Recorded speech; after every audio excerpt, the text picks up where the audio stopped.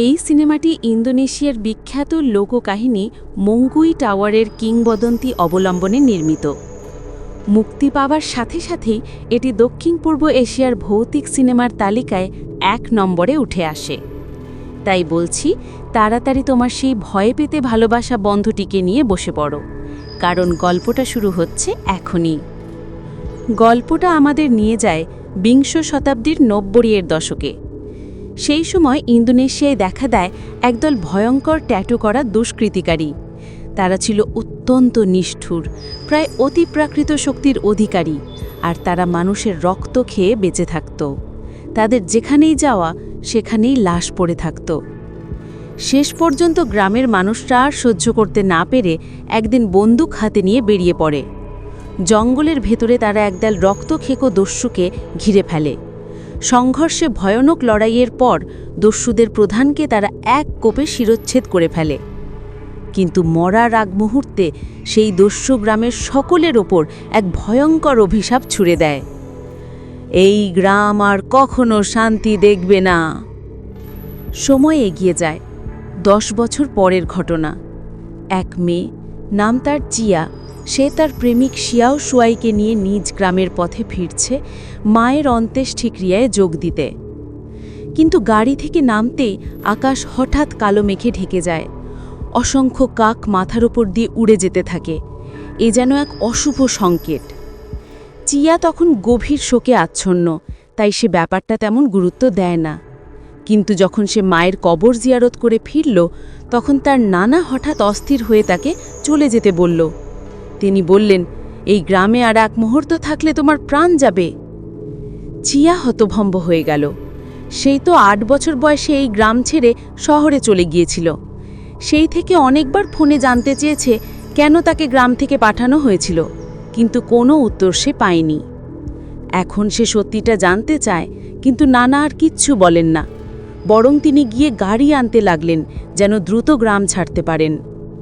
অন্যদিকে গ্রামের মুখিয়া খবর পায় চিয়া গ্রামে ফিরে এসেছে।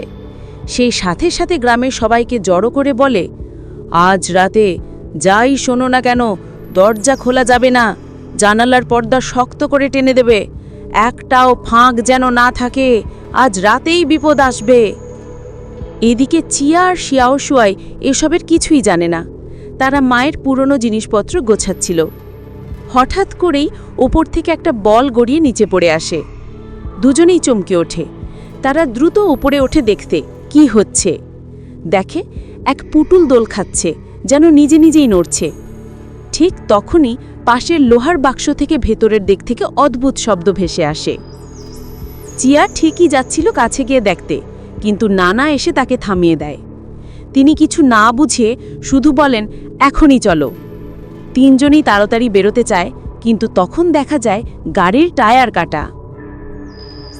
নানা আতঙ্কিত হয়ে ফিরে যান ঘরে, বের করেন পুরনো বংশীয় বন্দুক। তারপর শিয়াও শুয়াইকে নিয়ে যান অন্য গাড়ি খুঁজতে। সময় বাঁচাতে দুজন ভাগ হয়ে যায়, কিন্তু শিয়াও শুয়াই আসলে গাড়ি খুঁজতে যায় না। সে একটা জায়গায় বসে ল্যাপটপ খুলে পুরনো কিছু লেখা পড়তে শুরু করে। ঠিক তখনই আকাশে বাজ পড়ে, ঝড় ওঠে, আর হঠাৎ করে আলো নিভে যায়। পরের মুহূর্তেই একদল অদ্ভুত আত্মা ধীরে ধীরে এগিয়ে আসে। এই দৃশ্য দেখে শিয়াও শুয়াইয়ের চোখ কপালে উঠে যায়। ভয় তার হাঁটু কাঁপতে শুরু করে, আর সে দৌড়ে পালায়। অন্যদিকে তখন 2 জন গ্রাম প্রহরী আর এক বৃদ্ধা নারীও একই দৃশ্য দেখে। বৃদ্ধা বহু বছর ধরে এই গ্রামে থাকে, সে জানে এই জিনিসের মানে কি। সে সঙ্গে সঙ্গে বাড়ি দৌড়ে পালায়। কিন্তু আরেকজন মোটা লোক সে ব্যাপারটা মজা হিসেবে নেয়। অজানার ভয় না পেয়ে বরং ওই আত্মাদের দিকে ইঙ্গিত করে হাসাহাসি শুরু করে। মোটা লোকটা তখনও বুঝে উঠতে পারেনি কি ঘটছে। তার বন্ধুরা যখন পালিয়ে গেল, সে তখনও বোকা বোকা ভঙ্গিতে দাঁড়িয়ে আছে জায়গা মতো। কিন্তু পরের মুহূর্তেই তার মুখের হাসি মিলিয়ে যায়। সে আতঙ্কে ছুটে গিয়ে নিজের সঙ্গীদের খুঁজে পায়। মনে করল বিপদ কেটে গেছে, কিন্তু হঠাৎ যেন অদ্ভুত কোনো শক্তির প্রভাবে সে নিজের মাথা নিয়ে একদম শক্ত খুঁটির দিকে ধাক্কা দেয়। রক্ত ঝরতে শুরু করে, তবুও সে থামে না।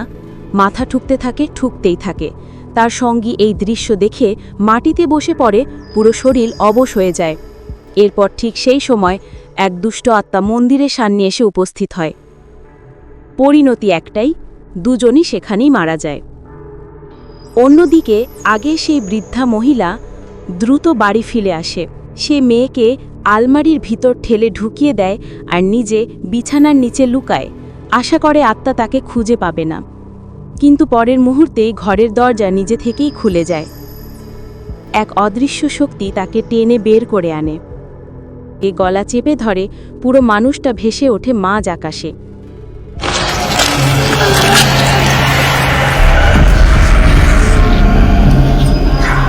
অলৌকিকভাবে বেঁচে যাওয়া শিয়াওশুয়াই তখন চিয়ার সাথে দেখা করে। সে ভয়ে কাঁপতে কাঁপতে সবকিছু বলে দেয়, কিন্তু কথা শেষ হওয়ার আগেই তার গলায় এক অজানা শক্তি জাপটে ধরে। ঠিক সেই মুহূর্তেই নানা ছুটে আসে, তার হাতে বন্দুক। এক গুলিতে দুষ্ট আত্মাটাকে উড়িয়ে দেয়। তারপর সে চিয়া ও শিয়াওশুয়াইকে নিয়ে প্রাণপণে গ্রামের বাইরে ছুটে যায়। দৌড়াতে দৌড়াতে নানা বলে, যে কেউ ওই টাওয়ারের অভিশপ্ত আত্মাকে একবার দেখবে তার জীবনে বিপর্যয় আসবেই, তবে আমার সঙ্গে থাকলে হয়তো একটু আশা আছে বাঁচার। কথা শেষ হতেই আবারও সেই আত্মা ফিরে আসে। এইবার সে শিয়াওশুয়াইকে টেনে নেয়। নানা সঙ্গে সঙ্গে আয়না বের করে আত্মার অবস্থান খুঁজে বের করে আর গুলি ছোড়ে।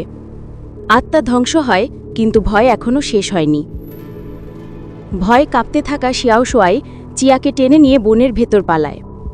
কিন্তু এই বিশাল অচেনা বনে তারা জানে না কোথায় বেরোতে হবে। শেষ পর্যন্ত তারা হতাশ হয়ে আবার গ্রামে ফিরে আসে, একটা ফোন খুঁজে সাহায্য চাওয়ার আশায়। অবশেষে তারা এক বাড়ি খুঁজে পায়, কিন্তু ঘরে ঢুকেই দেখে মেঝেতে অদ্ভুত চিহ্ন আঁকা। আর সেই সময় আলমারির ভেতর থেকে এক মেয়ের কণ্ঠ শোনা যায়। দুজন হতভম্ব, তারা ভুল করে ঢুকে পড়েছে সেই বৃদ্ধা মহিলার বাড়িতে, যিনি কিছুক্ষণ আগেই মারা গেছেন। আর আলমারির ভেতরের মেয়েটি আসলে চিয়ার ছোটবেলার বান্ধবী। তিনজন বুঝে যায় এখানে আর এক মুহূর্তও থাকা ঠিক নয়। তারা ছুটে বেরিয়ে আসে বাইরে, কিন্তু ঠিক তখনই এক গাড়ি তাদের সামনে এসে দাঁড়ায়। শিয়াওশুয়াই ভেবে নেয় হয়তো কেউ সাহায্য করতে এসেছে। সে হাত নেড়ে গাড়ি থামানোর চেষ্টা করে, কিন্তু পরের মুহূর্তেই গাড়িটার রূপ নেয় সেই ভয়ানক কফিনবাহী আত্মাদের গাড়িতে। এক ঝলকেই শিয়াওশুয়াইকে তুলে নেয়, তার এক পা কেটে ফেলে, বুক চিরে রক্তাক্ত করে ফেলে। সে সেখানেই প্রাণ হারায়। চিয়া নিজের চোখে তার প্রেমিকের মৃত্যু দেখে, চিৎকার করেও কিছু বলতে পারে না, অজ্ঞান হয়ে পড়ে যায়। তার বান্ধবী তখন কিছু একটা দেখতে পায়, কিন্তু ঠিক কি সেটা বোঝার আগে একটি লাঠি তার মাথায় এসে আঘাত করে। সে মাটিতে লুটিয়ে পড়ে। অন্যদিকে নানা ছুটে যায় গ্রামের প্রধানের বাড়িতে। তার নিজের রক্ষা তাবিজ কোথায় যেন হারিয়ে গেছে, তাই বাইরে থাকা এখন ভীষণ বিপজ্জনক। কিন্তু নাতনির নিরাপত্তার জন্য তাকে কিছু একটা করতেই হবে। গ্রাম প্রধানের কাছে সাহায্য চাইতেই প্রধান বিনা দ্বিধায় নিজের রক্ষা তাবিজ এগিয়ে দেয়। নানা কৃতজ্ঞ চিত্তে সেটি নেয় আর বাড়ি ফেরার প্রস্তুতি নেয়। কিন্তু ঠিক তখনই প্রধানের স্ত্রী দরজার দিকে তাকিয়ে ভয়ে জমে যায়, কারণ টাওয়ারের দুষ্ট আত্মা ঠিক দরজার সামনে দিয়ে হেঁটে যাচ্ছে। গ্রাম প্রধান দ্রুত দরজা বন্ধ করার চেষ্টা করল, কিন্তু তখন অনেক দেরি হয়ে গেছে। দেখল তার স্ত্রীকে এক অদৃশ্য শক্তি গলা চেপে ধরে রেখেছে। তার বুকের দিক থেকে রক্ত গড়িয়ে পড়ছে অবিরাম। প্রধান বন্দুক হাতে নিয়ে আত্মাটিকে গুলি করে শেষ করল ঠিকই, কিন্তু স্ত্রী অতিরিক্ত রক্তক্ষরণের কারণে সেখানেই মারা গেলেন। আর তার জন্য অপেক্ষা করছিল একই পরিণতি, মৃত্যুই। অন্যদিকে চিয়া অজ্ঞান অবস্থা থেকে জেগে ওঠে। দেখে সে এক ভাঙাচূড়া ঘরে বাধা অবস্থায় পড়ে আছে। তার সামনে দাঁড়িয়ে আছে এক একচোখো লোক, যে একটানা বিড়বিড় করছে, তুমি অবশেষে ফিরে এসেছ। ধীরে ধীরে চিয়া বুঝতে পারে পুরো গ্রামের এই অভিশাপের মূলেই রয়েছে সে নিজে। আসলে চিয়া হলো সেই রক্তখেকো দস্যু প্রধানের মেয়ে, যাকে 10 বছর আগে গ্রামের মানুষরা মেরেছিল। তার মৃত্যুর আগে সেই দস্যু একটা ভয়ানক অভিশাপ দিয়েছিল, যেদিন আমার রক্তই মাটিতে ফিরবে সেদিন গ্রাম ধ্বংস হবে। তাই যখন চিয়া এত বছর পর আবার গ্রামে ফিরে আসে, অভিশাপ সক্রিয় হয়ে ওঠে। চিয়ার নানা তখন তার নিরাপত্তার জন্যই তাকে ছোটবেলায় শহরে পাঠিয়ে দিয়েছিলেন। আর অভিশাপ পুরোপুরি থামাতে তিনি নিজ হাতে চিয়ার বাবার মাথা কেটে ফেলেছিলেন, কারণ কেবল এইভাবেই তাকে পুনর্জীবিত হওয়া থেকে আটকানো যেত। এরপর তিনি তার জামাইয়ের তাঁত থেকে কয়েকটা তাবিজ তৈরি করেন। একটা দেন গ্রামপ্রধানকে, একটা দেন চিয়াকে, আর একটা নিজের কাছে রাখেন। এই তাবিজগুলোই তাদেরকে অভিশাপ থেকে রক্ষা করত। কিন্তু সেই একচোখো লোকের কাছে কোনো তাবিজ ছিল না, তাই সে সারা জীবন ভয় আর দুঃস্বপ্নে ভুগে এসেছে। অবশেষে সে নিজেই নিজের চোখ অন্ধ করে ফেলে, যেন আর কখনো সেই কফিনবাহী আত্মাদের দেখতে না হয়। এখন যখন তার সামনে আছে সেই অভিশপ্ত মেয়েটি, সে প্রতিজ্ঞা করে সব কষ্টের প্রতিশোধ নেবে। সে বন্দুক তোলে, চিয়াকে মেরে ফেলার প্রস্তুতি নেয়। ঠিক সেই সময় চিয়া সুযোগ বুঝে জোরে এক লাথি মেরে লোকটাকে ফেলে দেয়। এই শব্দ শুনে নানা ছুটে আসে বন্দুক নিয়ে। সে একচোখো লোকটাকে কাবু করে ফেলে। তারা দ্রুত জায়গাটা ছাড়তে চায়, কিন্তু জানে না যে কোনায় লুকিয়ে থাকা চিয়ার বান্ধবী পুরো ঘটনাটা শুনে ফেলেছে। পথে বেরিয়ে চিয়া কান্না ভেজা গলায় নানাকে জিজ্ঞাসা করে, তুমি কিভাবে এত নির্মম হতে পারলে?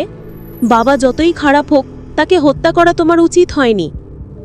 নানা কিছুক্ষণ নীরব থাকে, তারপর ধীরে বলে, তুমি জানো না তোমার বাবা মানুষ ছিল না, আর সে এক অশুভ সত্তায় পরিণত হয়েছিল। তার দেহ মারা গেলেও আত্মা বেঁচে থেকেই অভিশাপ ছড়াতে পারে। তারপর নানা ভয়ানক এক সত্য জানায়, অভিশাপ ভাঙতে হলে প্রথমে তাকে জীবিত করতে হবে, তারপর সেই দেহে নিজের সন্তানের রক্ত মিশ্রিত ছুরি ঢুকিয়ে দিতে হবে। এভাবেই তার আত্মার সম্পূর্ণভাবে ধ্বংস হবে আর অভিশাপও শেষ হবে। এটা শুনে চিয়া তীব্র প্রতিবাদ করে। সে বলে, আমি বাবাকে মিস করি প্রতিদিন, এখন যদি তাকে ফিরে আনার সুযোগ পাই তাহলে কোনোভাবে তাকে আবার হারাতে দেব না। কিন্তু নানা তার কথা না শুনে চিয়ার হাত কেটে রক্ত বের করে ফেলে, আর সেই রক্তমাখা ছুরি হাতে নেয় নিজের জামাই অর্থাৎ চিয়ার বাবাকে শেষবারের মতো ধ্বংস করতে। চিয়া তখন বুঝে ফেলে নানা এখন আর আগের মানুষ নেই। সে তাবিজ খুলে ফেলে দিয়ে দৌড়ে চলে যায়, কিন্তু কিছু দূর যাওয়ার আগেই অন্ধকার থেকে ভয়ানক সব আত্মা এসে ঘিরে ধরে। নানা বন্দুক তোলে গুলি চালায় একের পর এক, কিন্তু আত্মার সংখ্যা এত বেশি যে অল্প সময়ে চিয়া একা হয়ে পড়ে। আবারও একবার প্রাণঘাতী বিপদের মুখোমুখি হল চিয়া। পরিস্থিতি এতটাই খারাপ হয়ে গেল যে দাদু বাধ্য হয়ে তার হাতে থাকা তাবিজটি ছুঁড়ে দিলেন চিয়ার দিকে। তাবিজের কারণে চিয়া মৃত্যুর হাত থেকে বেঁচে গেল, কিন্তু দুর্ভাগ্যবশত গড়িয়ে নিচে পাহাড়ের ঢালে পড়ে গেল। দাদু চেয়েছিলেন নেমে তাকে বাঁচাতে, কিন্তু এখন তার হাতে আরও গুরুত্বপূর্ণ একটি কাজ ছিল। মূলত প্রায় 10 বছর আগে যে মৃতদেহটি তিনি পেয়েছিলেন, সেটি তিনি আজ পর্যন্ত নিজের গুদামে সংরক্ষণ করে রেখেছিলেন। আর সেই দেহের মাথাটি ছিল লোহার একটি বাক্সে তালাবদ্ধ। অবশেষে তিনি বহু কষ্টে দেহ আর মাথাকে একসঙ্গে জোড়া লাগাতে সক্ষম হলেন। কিন্তু ঠিক তখনই হঠাৎ তার পিছন থেকে হাজির হলো সেই একচোখো বিষাক্ত লোকটা, যে আসলে পুরোপুরি মরেনি। দাদু কিছু বুঝে ওঠার আগেই লোকটি তাকে আক্রমণ করল। দাদু প্রচণ্ড যন্ত্রণায় মাটিতে পড়ে গেলেন, ফলে তার হাতে থাকা ছুরিটিও সেই দেহের ভেতরে প্রবেশ করতে পারল না। এদিকে বাইরে একা থাকা চিয়া আবারও বিপদের মধ্যে পড়ে গেল। তাবিজ হারিয়ে যাওয়ায় সে আর কোনো সুরক্ষা পাচ্ছিল না। ঠিক তখনই হাজির হলো তার পাবার ভূত এবং একদম জোরে তাকে মাটিতে চেপে ধরল। চিয়া নিশ্চিত ছিল এবার সে মরবেই, কিন্তু ঠিক সেই সময়েই এক অলৌকিক ঘটনা ঘটল। তার বাবার আত্মা হঠাৎ করেই চিয়ার শরীর থেকে সরে গেল। আসলে তখন তার বাবার দেহ আবার জীবিত হয়ে উঠেছিল, আর সেই আত্মা ফিরে গিয়েছিল নিজের দেহে। একচোখো লোকটা পরিস্থিতি দেখে ভয় পেয়ে হাঁটু গেড়ে ক্ষমা চাইতে লাগল, কিন্তু তার পরের মুহূর্তেই চিয়ার বাবা তাকে এক ঢোক নিঃশ্বাসে সরাসরি নরকে পাঠিয়ে দিল। বহু বছর ধরে জমে থাকা রক্ত পিপাসা ফিরে পেয়ে চিয়ার বাবার শক্তি আগের মতো ফিরে এলো। এখন তার একটাই লক্ষ্য, যে শ্বশুর তাকে এত বছর ধরে যন্ত্রণা দিয়েছে তাকে শেষ করে দেওয়া। ঠিক তখনই চিয়া দৌড়ে এসে পৌঁছালো। বহু বছর পর বাবা মেয়ের দেখা হলো। তারা একে অপরকে শক্ত করে জড়িয়ে ধরল। চিয়া কাঁদতে কাঁদতে বাবাকে অনুরোধ করল, বাবা, দাদুকে ছেড়ে দাও, আর কাউকে কষ্ট দিও না। কিন্তু বাবা কিছুতেই শুনল না। চোখে ছিল শুধু প্রতিশোধের আগুন। দাদুর মৃত্যু অনিবার্য বুঝে চিয়া নিজেকে কঠিন করে নিল আর নিজের হাতে নিজের বাবাকেই মেরে ফেলল। চিয়া ভেবেছিল এতেই সব শেষ হয়ে গেল, কিন্তু ঠিক তখনই এক ভয়ঙ্কর ঘটনা ঘটল। চিয়া যখন দাদুকে ধরে ধীরে ধীরে বাইরে বেরোচ্ছিল, ঠিক তখন তাদের সামনে এসে দাঁড়ালো চিয়ার সবচেয়ে ঘনিষ্ঠ বান্ধবী, হাতে বন্দুক। তার চোখে রাগ আর ঘৃণার আগুন জ্বলছিল। সে চিয়ার দিকে তাকিয়ে বলল, আমার মায়ের মৃত্যুর জন্য তুইই দায়ী। কোনো কথা না বলেই সে গুলি ছুড়ল, একটার পর একটা। দাদু শেষ শক্তিটুকু দিয়ে এগিয়ে এসে চিয়াকে রক্ষা করলেন, আর সেই সঙ্গে বান্ধবীকেও মেরে ফেললেন। কিন্তু অতিরিক্ত রক্তক্ষরণের কারণে দাদু নিজেও ধীরে ধীরে মাটিতে লুটিয়ে পড়লেন। চোখের সামনে প্রিয় দাদু আর বাবাকে হারিয়ে চিয়ার ভেতরে এক ভয়ঙ্কর পরিবর্তন শুরু হলো। সে মাটিতে পড়ে থাকা রক্তমাখা ছুরিটি তুলে নিল, ছুরির ধার থেকে রক্ত চেটে নিল, আর মুহূর্তের মধ্যেই তার চোখ সবুজ রঙে জ্বলে উঠল। তার শরীরের সব ক্ষত একে একে সেরে উঠতে লাগল, যেন কোনো অদৃশ্য শক্তি তাকে নতুন জীবন দিচ্ছে। এখন বোঝা গেল চিয়া আসলে নতুন এক অভিশাপের উত্তরাধিকারী হয়ে গেছে, আর সেই অভিশাপের ছায়া এবার নেমে আসবে পুরো গ্রামের ওপর। গ্রামবাসীদের জন্য অপেক্ষা করছে আরও ভয়ঙ্কর এক বিপর্যয়। এই গল্পটা আমাদের মনে করিয়ে দেয়, প্রতিশোধ কখনো কারো জীবনে শান্তি আনে না, বরং আরও ভয়ঙ্কর কিছু জাগিয়ে তোলে। চিয়া বাঁচতে চেয়েছিল, কিন্তু ভাগ্যের খেলায় সে হয়ে গেল নতুন এক অভিশাপের বাহক। এখন প্রশ্ন একটাই, এই নতুন শক্তি সে কি নিয়ন্ত্রণ করতে পারবে, নাকি গ্রামটাই পরিণত হবে রক্তের রাজ্যে? জানতে হলে অপেক্ষা করো পরের পর্বের জন্য।